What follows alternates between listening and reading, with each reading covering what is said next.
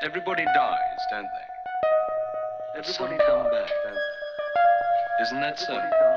You tried to get into the locked drawer today, didn't you? How do the dead come back, Mother? What's the secret? Rosalind by Richmal Crompton. I had known Rosalind long before Heath saw her. I don't know where she came from originally. I think she was serving in a shop before she became Old Follett's model. If you remember Old Follett's paintings, you'll remember what she was like. A girl of about 17 with creamy skin, dewy grey-blue eyes, wonderful jet-black lashes, and a mop of short, red-gold curls. I remember noticing that the upper outline of her lips was the perfect arc of a circle.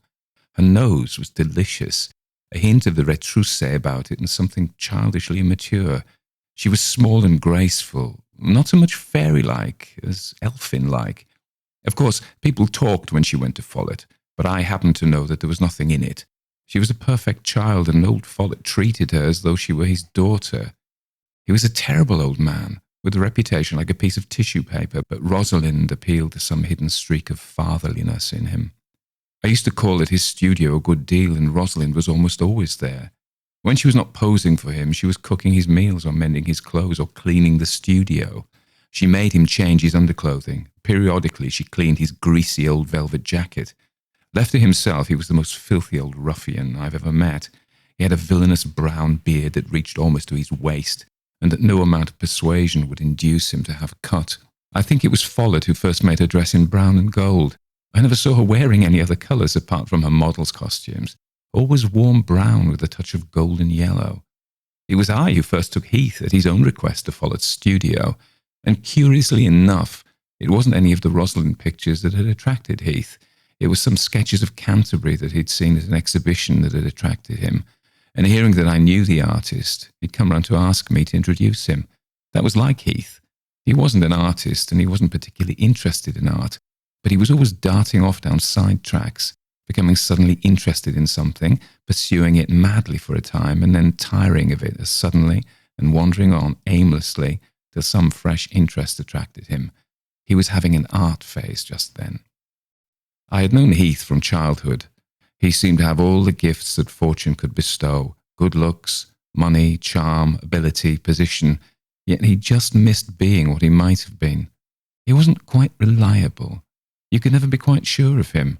He could do things so easily that he generally seemed to put off doing them altogether. He could have been a successful poet or novelist, but he had no patience for effort or disappointment. Even in athletics, in which he excelled, his off days were more numerous and erratic than other people's.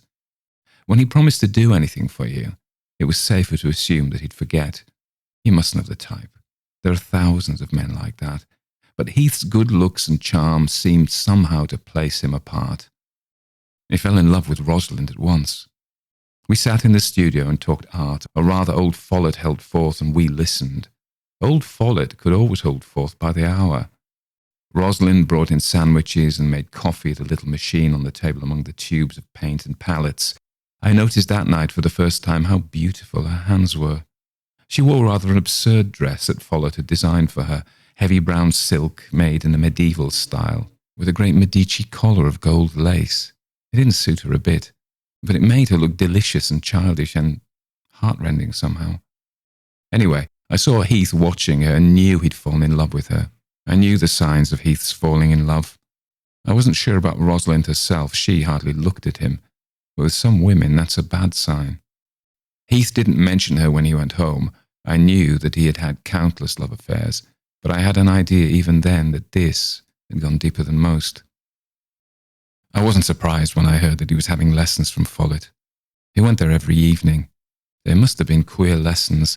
Follett had no more aptitude for teaching than Heath had for learning, but Follett could talk. Follett loved to talk. Follett, with his enormous expanse of brown beard and his greasy velvet jacket, a palette in one hand, a brush in the other, striding about the studio, talking. Heath, sitting on the paint-stained table, his eyes fixed on Rosalind, and Rosalind, moving about softly with her young, graceful movements, her adorable mop of curls, her delicious nose and mouth, not looking at either of them. Follett never sketched Rosalind when Heath was there, and never allowed Heath to sketch her, so he may not have been as obtuse as he seemed. Of course, he couldn't resist the ridiculously high fee that Heath offered for his lessons. I think Heath was tortured by the suspicion that Follett was her lover. Then Follett died. I was out of England at the time, but I saw the news in the papers. I wondered what would become of the ramshackle studio with its broken-down chairs and tables, and Rosalind. I went there the day after I returned to London. Heath opened the door. He was very voluble and excited. He'd bought the studio and all its motley furniture. He was an artist. He was working hard. He didn't mention Rosalind, but when she came into the studio with coffee and sandwiches, it seemed quite natural. She had altered, glowed into radiant beauty without losing that rather poignant look of childishness. Her happiness was patent to anyone who looked at her. She was gloriously, recklessly happy. I think it was partly her ecstasy of happiness that gave her that curious look of pathos. Heath was the same. They were desperately in love with each other, and he was working hard. The strange thing was that he had a distinct talent for art, just as he seemed to have a distinct talent for anything he put his hand to, and was turning out stuff that was extraordinarily good in its way, bizarre, striking, and really original. I went there every evening. Heath had, for the time being, quite dropped out of his old circle. He spent all his time in the shabby little studio tucked away in a corner of Chelsea, playing at being an artist and adoring Rosalind. I used to watch Rosalind curiously. I've never seen a woman so happy, so deeply in love, so regardless of past and future. Her eyes hardly ever left Heath. They worked together, laughed together, talked together, cooked together, washed up together. It was all a glorious game. They often forgot my presence, and Heath would take her in his arms and kiss her passionately on her lips as though I hadn't been there. I seem to see her now, leaning back in his arms with an anguish of ecstasy, her eyes closed, her face pale. I sometimes wondered what went on in Rosalind's mind. Did she really think it could last, or had she decided that their present happiness was worth all the sorrow that was to come?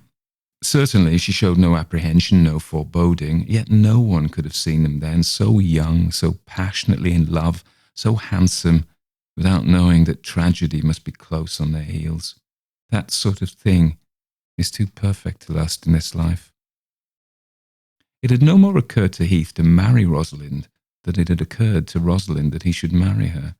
Heath would be Viscount Evesham when his father died, and there was a strong streak of racial pride in him. I had always known that when Heath married, he would marry a woman of family and breeding and culture, a woman who could take her place in the world as Lady Evesham. He would not necessarily be in love with her, but he would deliberately choose such a woman. The present Viscount Evesham was very old and feeble, and I thought that the end of the Rosalind idyll would come when he died and Heath became Viscount Evesham. But it came sooner than that. It came when Heath knew that Rosalind was going to have a baby. That pulled him up sharp, sobered him, took the carefree joy and happiness from the situation. Rosalind was so pleased with herself that it was some time before she realized his attitude. At first, when she saw how he had changed towards her, he could no more hide his feelings than a child. She thought that he was ill. It was some time before she realized that her wonderful secret brought him only disgust, embarrassment, and anxiety. The knowledge killed something in her, something that had been childishly joyous and trusting. It brought something very old and rather bitter into that lovely little face. I'm not sure that she didn't suffer more then than at anything that happened later. I remember a visit I paid them about this time. They were still in the studio. Heath was morose and silent. He avoided looking at her as though he found the sight of her distasteful. She had about 4 months of her time, and her boyish slenderness was gone. She was a white, unhappy ghost. Of course, it wasn't like Heath to let any bonds hold him but those of his own inclination. He began to be seen again at his clubs and at his friends' houses. He visited Rosalind less and less frequently. Then, one day he told me that he had sent her down to the country, till afterwards. "She'll be better away from London," he said. But I knew that the real reason was that he wanted her out of sight, and as far as possible, out of memory. I'd met him several times at Freen Court before I realised what was in the wind. At first I hoped that it was Hope Cross, who was always staying there, but I soon discovered that it was Helen. He deliberately picked her out as the future Lady Evesham. She was everything he wanted his wife to be, of irreproachable birth and breeding, intelligent, cultured, dignified. In appearance, she was the opposite of Rosalind. I've met people who called her colourless. She was ivy pale with soft waves of pale cendre hair, light blue eyes and calm, sculptured lips. She looked like a princess lost in an enchanted forest. I'd been in love with her all my life, but I'd been waiting till I'd got a decent position to offer her. Now I knew I had no earthly chance against Heath. To do Heath justice, he never knew that I loved Helen. He came in one evening to tell me that Helen had accepted him. He was exuberant, excited, happy, almost the Heath of the Rosalind days. I could have hated him if it had been possible to hate him. But somehow you couldn't hate Heath. He was so infernally attractive. "And Rosalind?" I said rather brutally. His face darkened. "I'll go down and tell her," he said shortly. "You'll provide for her and the child, of course," I said. He glared at me like a bad-tempered schoolboy. "Of course," he said. I went down to see Rosalind the week after he'd told her. She was lying on the sofa very near her time. She still wore one of her brown and gold dresses. She was the ghost of her former self. Her face was sharpened and drained of its colour. Her little mouth was set in lines of piteous suffering and bravery. Her eyes were dull, as though her brightness had been washed away by floods of salt tears. All her radiance was gone, and yet there still remained that poignant look of childishness that made her so pitiful. "He told you?" I said. She nodded, biting her pretty, twisted lips. "Rosalind," I said, Don't take it so hard. You're young. You have all your life before you. You'll have the child." "I don't want the child," she said in a dull little voice, "now that he won't share it with me. I never thought it would be like this. I thought he'd be pleased." "Now look here, Rosalind," I said with that abominable cheerfulness with which one tries to rally depressed individuals. You mustn't take it like this. You'll forget in time." "I shan't. I don't want to forget."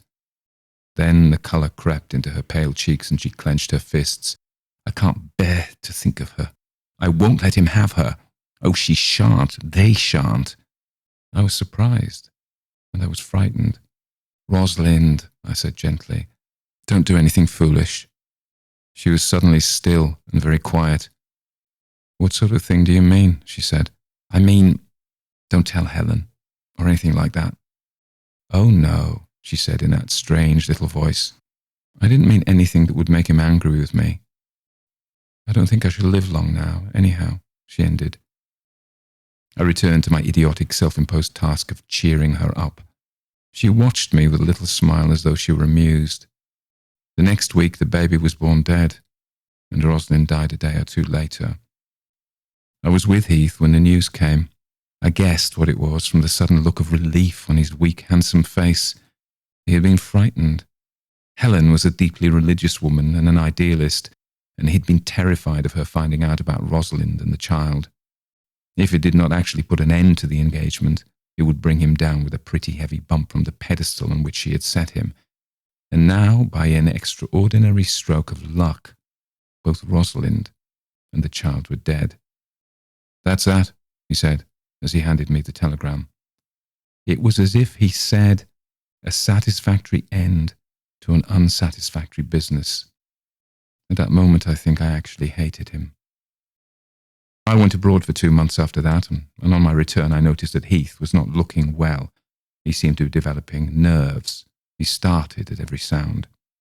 I stayed a weekend with him at his father's house in the country. It was something of a strain. We kept so carefully to impersonal subjects, avoiding Helen and Rosalind and his approaching marriage. We rode in the woods on the Saturday afternoon. It was autumn, and the trees were turning to vivid reds and golds. As we were returning, he reined his horse in suddenly with a quick, jerky movement.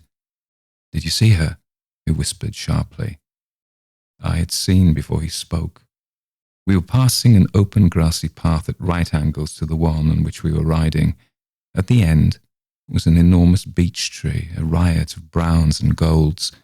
As we passed and looked down the avenue, a gust of wind tossed a low branch that almost swept the ground, and just for a second, in the shadowy distance, it looked like the likeness of a girl, dressed in brown and gold. It was the branch in the wind, I said. Trick of the shadows. He bit his lip. It wasn't, he said between his teeth. I'm always seeing her. Characteristically, he had not entered the studio since he tired of Rosalind. Neither had he taken any steps towards selling or letting it. I've forgotten how Helen came to know about it. I suppose that he or I mentioned it in some casual reference to old days. When he saw Helen's interest in it, he quickly changed the subject. But Helen began eagerly to ask questions. Where was it? How big was it? Why hadn't she seen it before? He answered sulkily, but we were all used to his sulkiness. There was something rather attractive and boyish about it. Helen persisted. He must have a housewarming there. She must see it. Heath and I and she must have a picnic tea there the next day. She'd bring provisions and make tea for us. Heath objected. It would be damp. The place would be inches deep in dust. It was a barn of a place. He'd run her down to the coast instead, and they'd have a decent picnic there, better than the mouldy old studio. But Helen persisted. Darling, I had no idea you're an artist. I'm too thrilled for words. I must see it. She laughed as she spoke, her blue eyes alight, the sunshine turning the waves of her fair hair to silvery gold. I can see her now. Heath gave in with a bad grace and allowed himself to be teased back into good humour. The picnic was foredoomed to failure from the start. The air of the studio struck strangely chill, though there was bright sunshine outside. It seemed like a haunted place. I saw Helen shiver and draw her furs around her as she entered. Heath's face looked grey in the sudden gloom. The windows were filthy. The cord that drew back the blind from the skylight was broken and we couldn't reach it. The corners were full of cobwebs. Everything was covered with dust. The table was a medley of dirty paint tubes, paper, brushes and palettes. A clay figure seemed to grin horribly from a dark corner. On a plate on the windowsill was a mouldy peach. There was a damp, dead sort of smell over everything. And suddenly, I had a vision of the place as it had been, bright and cosy and clean, full of love and light and laughter. Rosalind going to and fro with the inevitable coffee and sandwiches, Rosalind sitting on the hearthrug bobbing cherries, Rosalind laughing her hauntingly sweet little laugh, Rosalind in Heath's arms on the very spot where Helen now stood. No wonder the place was cold and grey and heartbroken. Helen gave a sudden little cry and we both turned to her. What's the matter? I said quickly. Nothing, said Helen. She looked startled, half amused, half ashamed. I'm so sorry, it was nothing. It must have been the sunshine and the dark oak. Just for a second, it looked as if the door were open and a girl stood there dressed in brown and gold. Then, when I looked properly, I saw the door was closed and it was just the sunlight and the dark oak. I'm sorry I startled you. Of course, the thing was hopeless after that. Heath went white to the lips. He kept looking behind him into the dark corners of the room. When the door creaked as we were having tea, he dropped his cup and saucer with a clatter. I could see perspiration on his brow. He kept moving his dry lips as he gazed fixedly at the closed door. Helen was splendid. She carried off the situation, made tea, laughed and chattered, and refused to notice the tenseness of the atmosphere. After tea, she opened a portfolio that lay on the table and began to look at his sketches. Of course, the first one she took up was one of Rosalind. Rosalind dressed as a page boy, her lips curved into a deliciously impudent smile, a mop of red gold curls aflame in the sunshine. Rosalind, instinct, with life and laughter and roguery. Poor little dead, unhappy Rosalind. What an adorable child, said Helen. Who is she? Heath had got himself in hand by this time. Oh, just a model, he said almost casually. Later, when Helen and I were looking at the view from the window, I saw him take out that sketch and slip it into his pocket. There was another portfolio full of sketches of Rosalind which Helen never found. I saw Heath's eyes wander to it constantly, as if afraid lest she should discover it, and once he carelessly pushed it still farther out of sight beneath some papers. But Helen was genuinely surprised and impressed by the quality of Heath's paintings, and that gradually soothed him. He was always childishly susceptible to praise. I didn't see Heath for some time after that. Our next meeting was a curious one. It occurred to me suddenly to go down to see Rosalind's grave. I hated to think of it untended and uncared for. I thought I might make some arrangements to have it looked after regularly. I took a train from town to the village station and went to the little churchyard. When I found the grave, I stood motionless with astonishment. It was February, but the grave was literally covered with roses and orchids freshly laid upon it, the most expensive roses and orchids it was possible to buy. Then I saw Heath coming round from behind the church to it.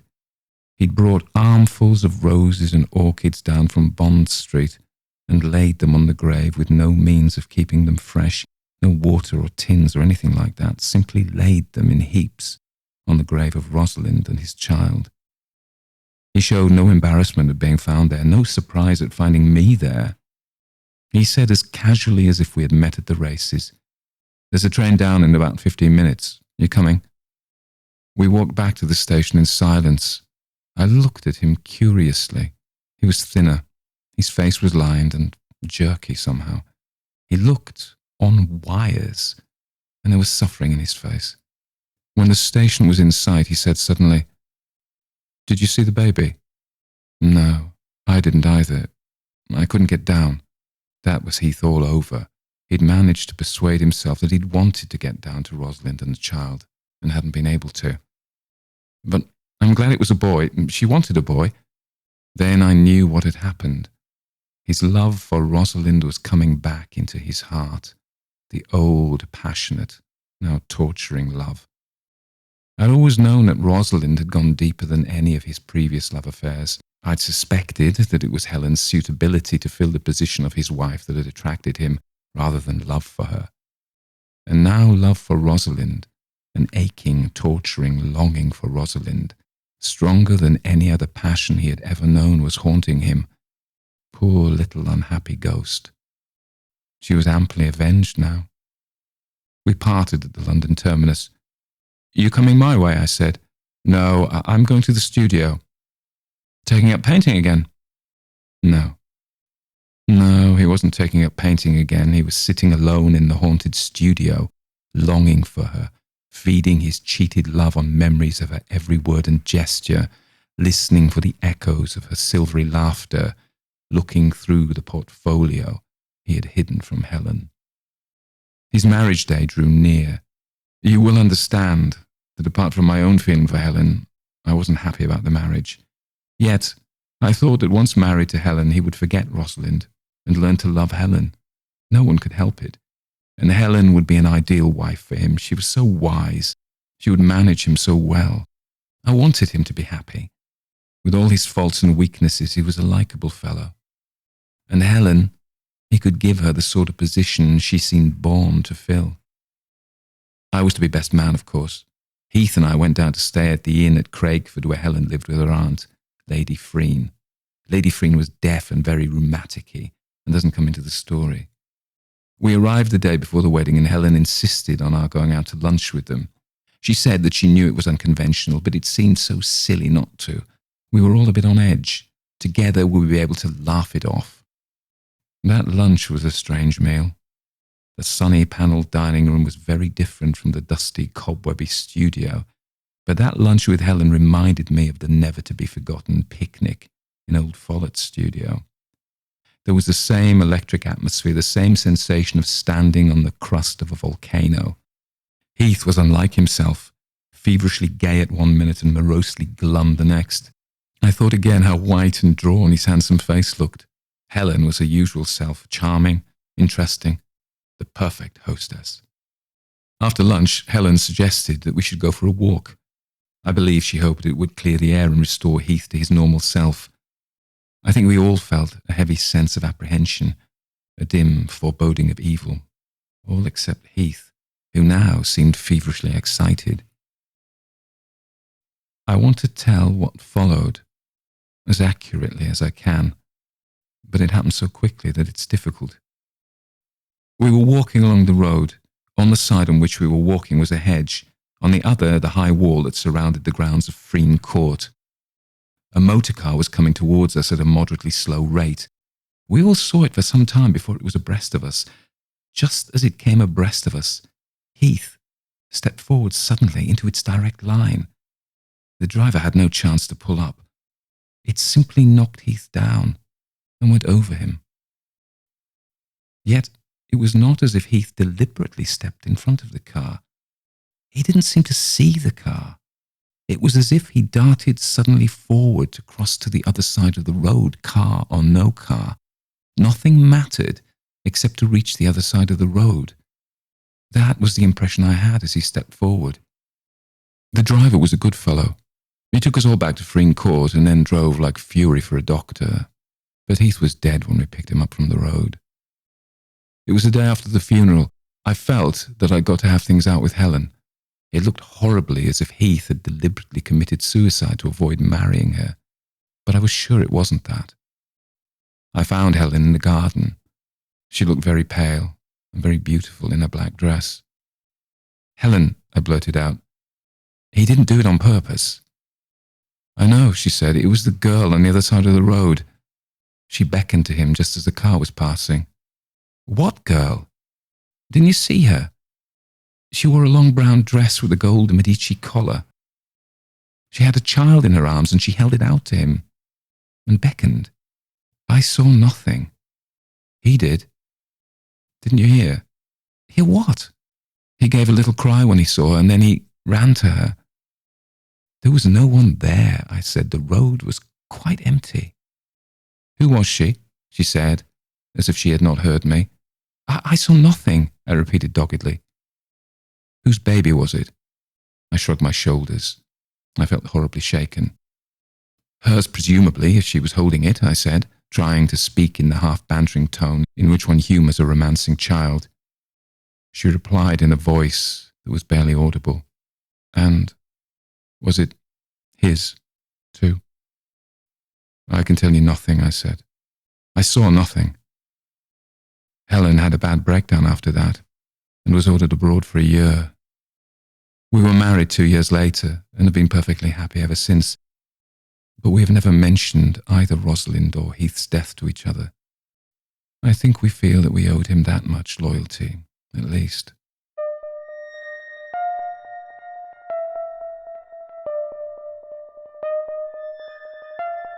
Everybody dies, don't they? Everybody come back, don't they? Rosalind by Richmal Crompton. And I think that was one of the best stories we've read for quite a long time. But anyway, I am being forgetful. Happy New Year. So happy and New Year and welcome to 2021. We can only hope that 2021 is a better year than 2020, which as years go was fairly dreadful. So there we are. Probably the worst year of my life, being honest, but there we are for all sorts of reasons. But I know other people have had similar challenges, not just COVID, but COVID made it all worse. Okay, let's get back to the fun though.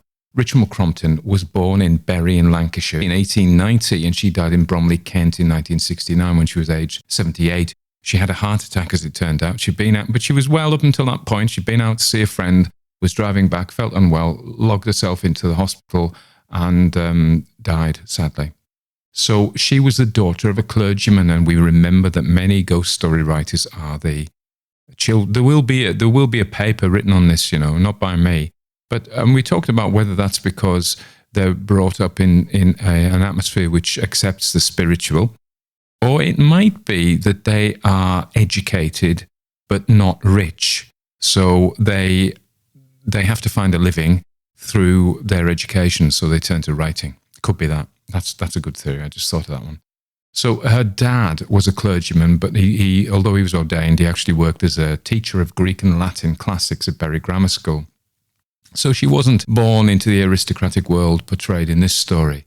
She was educated at a private school for the daughters of clergymen in Lancashire, and she trained as a school teacher like her father and got a BA in classics from the Royal Holloway College in London in 1914. She was a supporter of women's suffrage, so she wanted the right to vote. Fair enough. And she worked as a teacher until 1923 when she became a full-time writer. She was quite a successful writer. She never married and had no children, and she gave the rights of her works to her niece when she passed away. When she wasn't too old, she contracted polio and had to use a wheelchair for the rest of her life. She'd moved to Bromley, which is part of South London now, really, technically in Kent, and then was a village just outside London, and she was 27 then, and she went to teach at the school there. But when she became a writer, she didn't move. And she became so successful that she had a house built for herself on the common. Of course, she actually published 41 novels, and her most famous series of novels was for children and featured the comic figure of William, a rather feckless, untidy, rumbustious schoolboy. And I remember reading the William stories. They're some of my favourite books when I was probably 8 or 9, maybe 10. And they're so funny. They really are so funny. And I loved them. They're hilarious. She wrote several ghost stories, and these were published in 1928 as Mist and Other Stories. And I think Richard Dolby, who was an editor of ghost stories, published, I know this because I've just bought it on Kindle. It's only available on Kindle, which is a reprint of her stories. I think she's pretty good. So Rosalind. In Rosalind, we're plunged once more into that Edwardian world of the leisured rich of England, such as we see in the stories of E.F. Benson, and which she wasn't a member. She was not party to that lifestyle, really. And this story is about an artist and his model. And you remember in The Yellow Sign, we have an artist and his model, although the story is quite different. That's more a horror story, cosmic horror story. I really like it. I also like this one, but it's different. I think it's one of the best, as I said. I think the characterization is great. Our unnamed narrator paints pictures of these people. Heath, his handsome, weak face. This is the talented rich boy. He can do anything he wants. He's got such privilege, and he's bored and spoiled. But sentimental, very sentimental. He falls. So he's mixed, isn't he? He's not evil and wicked, and he's not really a caricature. He is a weak man who is likable and who goes towards his sentiment. And so he falls in love with Rosalind, and it's wonderful and beautiful. And of course, we get the class thing, which you also got in The Yellow Sign. The artist model, no matter what she thinks. And I think a clever thing is, it's never portrayed that Rosalind ever thought she was going to be Lady Evesham. That was never possible for her. And she knew that. Who knows what? And I think that picture of a confused, unfocused outcome to the relationship is probably realistic. She isn't really thinking too clearly about what will happen. I think he says at the moment, they were very happy and it prepared them for the tragedy that was to come. So there she is, and everything's Jim dandy, but it won't last because he has to marry somebody suitable. This reminds me of The Crown, of course, and Prince Charles and Lady Diana Spencer. He had to marry somebody who would be a very good Lady Evesham. Now, in a lovely twist, the one he wants to marry is Helen, who is the woman our man is in love with, our narrator, and has always loved her. And our narrator is such a decent guy. It makes me wonder about Helen, though. Helen clearly doesn't know our narrator. She marries him later, as we know, but she doesn't know that our narrator is in love with him, or she does. And if she does, that makes her a little bit cynical, although he only says nice things about her. People find her colourless, but to him, she was like an enchanted princess. Now, a thought occurred to me. Old Richmal Crompton never married. That doesn't mean that she was gay, but maybe she was. Because these women are very beautifully painted, they're very attractive women. That doesn't mean anything. I don't know that, but I just wondered. But Heath is a selfish narcissist, and he sees Rosalind's pregnancy as being the kibosh on his official relationship. So he sends her away very cruelly. And our narrator, is a decent sort, and he goes to see Rosalind, and he tries to reason with her and cheer her up. But Rosalind has the prescience to know that she is not long for this world, and she threatens. She doesn't want Helen to have him, her man, her Heath. And so that ties into what actually happens at the end. So, of course, as we know, because you've heard the story, what actually happens at the end? Well, we know that Heath is haunted by Rosalind, and she beckons him across the road. He doesn't want to kill himself. So when I was writing the notes, I was a bit ambivalent, but now looking back and thinking about it, I think that Rosalind deliberately killed him so that Helen couldn't have him in a timely manner, because the wedding was the next day, so Helen would never have him. Poor old Helen has a decency to have a breakdown, if you know what I mean. She clearly did have feelings for Heath. It wasn't superficial, so maybe it wasn't. But then she manages to marry our man and live happily ever after. No, I thought the characterization was pretty cool. It was a standard, but, we want standard ghost story. It was a righting of wrongs. Ghost stories are moral stories generally. And the payoff is when the right thing happens. And we as readers, we don't approve of Heath. We're not supposed to approve of Heath.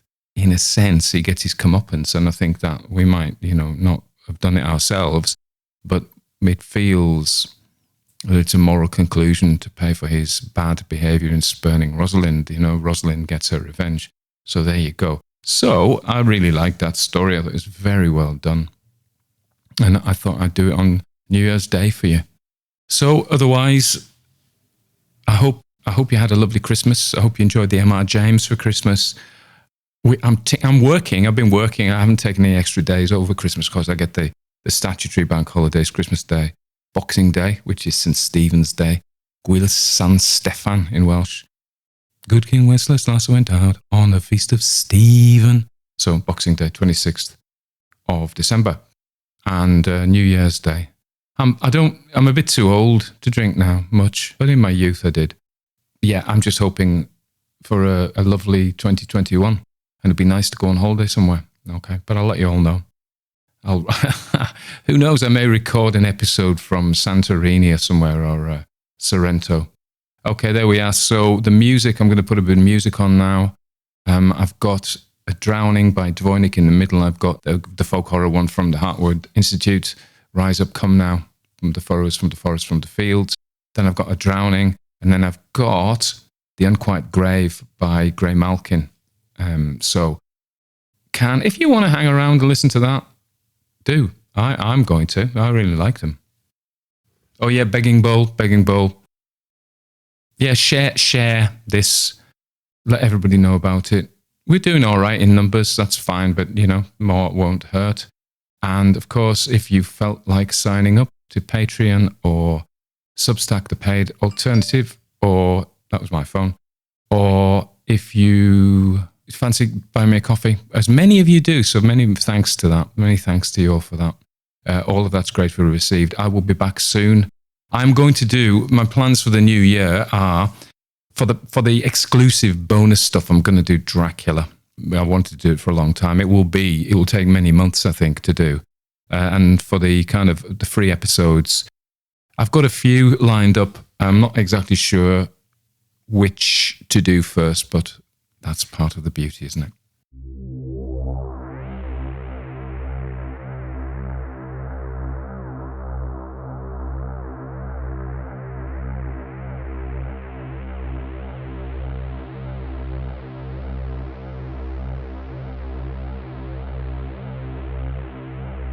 Speak now, come now, rise now from the forest, from the furrows, from the field of live.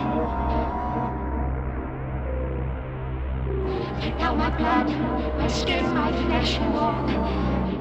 Father of my life, speak now, come now, rise now from the forest, from the furrows, from the field and live. Drink now my blood, my flesh, my skin and walk. Father of my life, speak now, come now, rise now from the forest, from the furrows, from the fields and live.